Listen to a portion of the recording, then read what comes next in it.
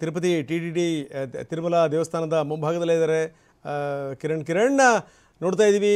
ಅಪಾರ ಜನಸ್ತೋಮ ಇವತ್ತು ಬಂದಿದೆ. ಆದರೆ ನಿನ್ನೆ ಮೊನ್ನೆಯ ಘಟನೆ ಇದೆಯಲ್ಲ, ಅದೊಂದು ಲೆಕ್ಕದಲ್ಲಿ ಕಪ್ಪು ಚುಕ್ಕೆ.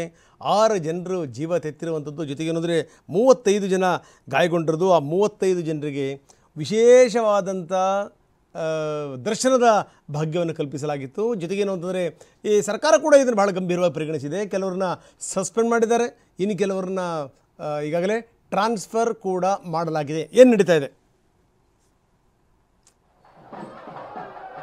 ಅದರಂಗನಾಥ್, ಖಂಡಿತವಾಗಲೂ ಕೂಡ ವೈಕುಂಠ ಏಕಾದಶಿಯ ಹಿನ್ನೆಲೆಯಲ್ಲಿ ಇವತ್ತು ತಿರುಪತಿಯ ತಿರುಮಲ ದೇವಾಲಯ ಭುವಿ ಸ್ವರ್ಗದಂತೆ ಕಂಗೊಳಿಸ್ತಾ ಇದೆ ಅಂತಲೇ ಹೇಳ್ಬೋದು. ಸದ್ಯ ನಾನೀಗ ಗರ್ಭಗುಡಿಯ ಮುಂಭಾಗದಲ್ಲಿ, ಅಂದರೆ ದೇವಾಲಯದ ಮುಂಭಾಗ ಏನಿದೆ, ದೇವಾಲಯದ ಮುಂಭಾಗದಲ್ಲಿ ಇದೀನಿ. ದೃಶ್ಯಗಳಲ್ಲಿ ನೋಡ್ತಾ ಇರ್ಬೋದು, ಸಾಕಷ್ಟು ಅದ್ಭುತವಾಗಿ ಒಂದು ತಿರುಪತಿ ತಿರುಮಲ ದೇವಾಲಯವನ್ನು ಈಗಾಗಲೇ ಕೂಡ ಒಂದು ಅಲಂಕಾರವನ್ನು ಗೊಳಿಸಿರುವಂಥದ್ದು. ಈಗಾಗಲೇ 9 ಗಂಟೆ ಸುಮಾರಿಗೆ ಈ ಒಂದು ಸ್ವರ್ಣ ರಥೋತ್ಸವ ಕೂಡ ಆರಂಭವಾಗುತ್ತೆ. ತಾವು ಹೇಳಿದಂತೆ ಮೊನ್ನೆ ನಡೆದಂಥ ಘಟನೆ ಹಿನ್ನೆಲೆಯಲ್ಲಿ ಈಗಾಗಲೇ ಕೂಡ 5 ಅಧಿಕಾರಿಗಳನ್ನು, ಅಂದರೆ TTD ಇರ್ಬೋದು ಮತ್ತು ಪೊಲೀಸ್ ಇಲಾಖೆಯ 5 ಅಧಿಕಾರಿಗಳನ್ನು ಸಸ್ಪೆಂಡು ಮತ್ತು ಈಗಾಗಲೇ ಟ್ರಾನ್ಸ್ಫರ್ನ್ನು ಕೂಡ ಮಾಡಿರುವಂಥದ್ದು.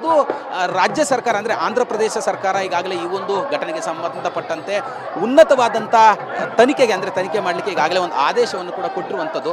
ಈಗಾಗಲೇ ಸ್ವರ್ಣ ರಥೋತ್ಸವ ಕೂಡ ಆರಂಭವಾಗಿರುವಂಥದ್ದು. ಈ ನಿಟ್ಟಿನಲ್ಲಿ ಈಗಾಗಲೇ ಕೂಡ ಲಕ್ಷಾಂತರ ಸಂಖ್ಯೆಯಲ್ಲಿ ಈಗಾಗಲೇ ಭಕ್ತಾದಿಗಳು ತಿರುಮಲದತ್ತ ಆಗಮಿಸಿರುವಂಥದ್ದು. ಸ್ವರ್ಣ ರಥ ಆರಂಭವಾಗಿದೆ. ಸ್ವರ್ಣ ರಥವನ್ನು ಈಗಾಗಲೇ ಎಳೆಯಲಿಕ್ಕೆ ಬೇರೆ ಬೇರೆ ಪ್ರದೇಶಗಳಿಂದ ಭಕ್ತಾದಿಗಳು ಕೂಡ ಆಗಮಿಸಿದ್ದಾರೆ.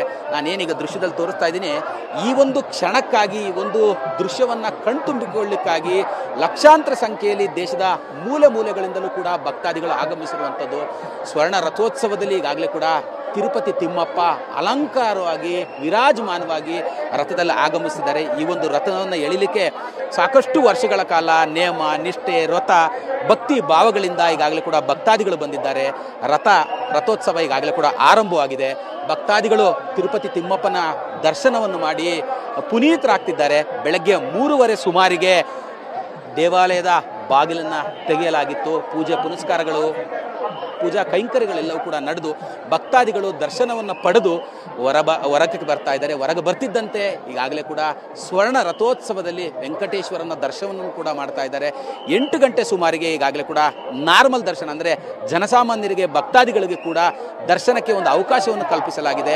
ವೆಂಕಟರಮಣ ಸ್ವಾಮಿಯ, ಅಂದರೆ ದ್ವಾರದ ಬಾಗಿಲೇನಿದೆ, ಅಂದರೆ ವೈಕುಂಠ ಏಕಾದಶಿ ಎಂದು ತೆರೆಯುವಂತಹ ವೈಕುಂಠ ದ್ವಾರದ ಬಾಗಿಲಿನ ಮೂಲಕವಾಗಿ ವೆಂಕಟೇಶ್ವರನ ದರ್ಶನವನ್ನು ಮಾಡಿಕೊಂಡು ಭಕ್ತಾದಿಗಳು ಕಣ್ತುಂಬಿಕೊಂಡು ವೆಂಕಟೇಶ್ವರನ ನೋಡಿಕೊಂಡು ಬರ್ತಾ ಇರುವಂಥದ್ದು. ಇಲ್ಲಿರುವಂಥವ್ರ ಎಲ್ಲರ ಬಾಯಲ್ಲೂ ಒಂದೇ ಘೋಷಣೆ, ಗೋವಿಂದ ಗೋವಿಂದ ಗೋವಿಂದ ಅನ್ನುವಂಥ ಒಂದು ಜಯಘೋಷಗಳೊಂದಿಗೆ ವೆಂಕಟೇಶ್ವರ ಸ್ವಾಮಿಯ ರಥೋತ್ಸವ ಬರ್ತಾ ಇದೆ. TV9ನ ಈ ಒಂದು TV9ನಲ್ಲಿ ಇದರ ಒಂದು ನೇರ ದೃಶ್ಯಗಳು ಕೂಡ ತೋರಿಸುವಂಥ ಒಂದು ಪ್ರಯತ್ನವನ್ನು ಮಾಡ್ತಾ ಇದ್ವಿ. ಎಷ್ಟು ಅದ್ಭುತವಾದಂಥ ಒಂದು ದೃಶ್ಯ ಅಂತ ಹೇಳಿದ್ರೆ ತುಂಬ ಅದ್ಭುತವಾದಂಥ ಒಂದು ದೃಶ್ಯ. ಈಗಾಗಲೇ ಕೂಡ ವೆಂಕಟೇಶ್ವರ ಸ್ವಾಮಿ ಈ ಒಂದು ರಥೋತ್ಸವದಲ್ಲಿ ಆಗಮಿಸ್ತಿದ್ದಾರೆ. 9 ಗಂಟೆಯಿಂದಲೇ ಈ ಒಂದು ರಥೋತ್ಸವ ಕೂಡ ಆರಂಭವಾಗಿರುವಂಥದ್ದು. 11 ಗಂಟೆವರೆಗೂ ಕೂಡ ಈ ಒಂದು ರಥೋತ್ಸವ ನಡೆಯುತ್ತೆ ಅನ್ನುವಂಥ ಒಂದು ಮಾಹಿತಿ ಅದಕ್ಕೆ ಲಭ್ಯವಾಗ್ತಿರುವಂಥದ್ದು. 11 ಗಂಟೆವರೆಗೂ ರಥೋತ್ಸವ ತಿರುಮಲ ದೇವಾಲಯ ಏನಿದೆ, ದೇವಾಲಯದ ಸುತ್ತ ಬರುತ್ತೆ. ಈಗ ಮುಂಭಾಗದಲ್ಲಿ, ಅಂದ್ರೆ ದೇವಾಲಯದ ಮುಂಭಾಗದಲ್ಲಿ ಈ ಒಂದು ರಥೋತ್ಸವ ಕೂಡ ಬಂದಿರುವಂತದ್ದು. ಈ ಒಂದು ರಥೋತ್ಸವನ ಎಳೆದು ಭಕ್ತಾದಿಗಳು ಈಗಾಗಲೇ ಕೂಡ ಪುನೀತರಾಗಿರುವಂತದ್ದು. ಭಕ್ತಾದಿಗಳ ಘೋಷ ಒಂದೇ, ವೆಂಕಟೇಶ್ವರ ವೈಕುಂಠ ಏಕಾದಶಿ ಎಂದು ನಮಗೆ ನಿನ್ನ ದರ್ಶನವನ್ನು ಕಲ್ಪಿಸಿದೆ ನಮ್ಮ ಮಹಾಭಾಗ್ಯ ಅನ್ನುವಂಥದ್ದು. ಪ್ರಮುಖವಾಗಿ ಮತ್ತೊಂದು, ಮೊನ್ನೆ ನಡೆದಂಥ ಕಾಲ್ತುಳಿತದಲ್ಲಿ ಏನು ಗಾಯಾಳುಗಳಿದ್ರು, ಗಾಯಾಳುಗಳಿಗೆ TTD ಈಗಾಗಲೇ ವಿಶೇಷ ದರ್ಶನದ ಒಂದು ಅವಕಾಶವನ್ನು ಕೂಡ ಕಲ್ಪಿಸಿತ್ತು. 35 ಜನರನ್ನ ನಿನ್ನೆ CM ಭೇಟಿಯಾಗಲಿಕ್ಕೆ ಹೋದಂಥ ಸಂದರ್ಭದಲ್ಲಿ ಅವರು ಕೂಡ ವಿಶೇಷವಾದಂಥ ಮನವಿಯನ್ನು ಮಾಡಿದ್ರು ಮುಖ್ಯಮಂತ್ರಿಗಳ ಬಳಿ. ನಾವು, ಅಂದರೆ ಈ ಸಂದರ್ಭದಲ್ಲಿ, ಅಂದರೆ ದರ್ಶನಕ್ಕೆ ಅಂತ ಬಂದಿದ್ವಿ, ಈ ಸಂದರ್ಭದಲ್ಲಿ ಗಾಯಗೊಂಡು ನಾವು ಆಸ್ಪತ್ರೆಯಲ್ಲಿ ಇರುವಂಥದ್ದು ಎಲ್ಲ ಒಂದು ಕಡೆ ನಮಗೆ ನೋವನ್ನು ಉಂಟು ಮಾಡಿದೆ, ನಮಗೆ ವಿಶೇಷವಾದಂಥ ಒಂದು ದರ್ಶನವನ್ನು ಕಲ್ಪಿಸಿ ಅಂತೇಳಿ CM ಬಳಿಗೆ ಒಂದು ಮನವಿಯನ್ನು ಮಾಡಿದ್ರು. ಆ ನಿಟ್ಟಿನಲ್ಲಿ CM ಕೂಡ TTD ಅಧಿಕಾರಿಗಳಿಗೆ ಒಂದು ಸೂಚನೆಯನ್ನು ಕೊಟ್ಟಿದ್ರು, ದರ್ಶನಕ್ಕೆ ಇವರಿಗೆ ವಿಶೇಷವಾದಂಥ ಒಂದು ವ್ಯವಸ್ಥೆ ಮಾಡಿ ಅಂತೇಳಿ. ಆ ನಿಟ್ಟಿನಲ್ಲಿ TTDಯ ಅಧಿಕಾರಿಗಳು ಈಗಾಗಲೇ ಆ 35 ಜನರಿಗೂ ವಿಶೇಷ ದರ್ಶನದ ಒಂದು ಅವಕಾಶವನ್ನು ಬಂದಂತ ಸಂದರ್ಭದಲ್ಲಿ ತುಳಿತಕ್ಕೊಳಗಾಗಿ ಗಾಯಗೊಂಡು ಆಸ್ಪತ್ರೆಗೆ ಅಡ್ಮಿಟ್ ಆಗಿರುವಂತದ್ದು ಎಲ್ಲ ನೋವಿನ ವಿಚಾರ ಅಂತ. ಆ ನಿಟ್ಟಿನಲ್ಲಿ ಅವರೆಲ್ಲರಿಗೂ ಕೂಡ TTD ವಿಶೇಷವಾದಂತಹ ಒಂದು ದರ್ಶನವನ್ನ ಕಲ್ಪಿಸಿರುವಂಥದ್ದು. ಲಕ್ಷಾಂತರ ಸಂಖ್ಯೆಯಲ್ಲಿ ಈಗಾಗಲೇ ಕೂಡ ವೈಕುಂಠ ದ್ವಾರದ ಮೂಲಕವಾಗಿ ವೆಂಕಟೇಶ್ವರ ಸ್ವಾಮಿಯ ದರ್ಶನವನ್ನು ಮಾಡಲಿಕ್ಕೆ ಭಕ್ತಾದಿಗಳು ಕೂಡ ಆಗಮಿಸಿದ್ದಾರೆ. ಬೆಳಗ್ಗೆ 8 ಗಂಟೆ ಸುಮಾರಿಗೆ ಈಗಾಗಲೇ ಭಕ್ತಾದಿಗಳಿದ್ದಾರೆ ಅವರಿಗೆ ಒಂದು ದರ್ಶನಕ್ಕೆ ಈಗಾಗಲೇ ಒಂದು ಅವಕಾಶವನ್ನು ಕೂಡ ಕಲ್ಪಿಸಿರುವಂಥದ್ದು. ಭಕ್ತಾದಿಗಳು ಕೂಡ ಸರತಿ ಸಾಲಿನಲ್ಲಿ ನಿಂತು ದರ್ಶನವನ್ನು ಪಡೀಲಿಕ್ಕೆ ಮುಂದಾಗ್ತಿರುವಂಥದ್ದು ಒಂದು ಕಡೆ ಆದರೆ, ಎರಡನೇದು ಮೊನ್ನೆ ನಡೆದಂತಹ ಅಹಿತಕರ ಘಟನೆಗಳು ಯಾವುದೇ ಕಾರಣಕ್ಕೂ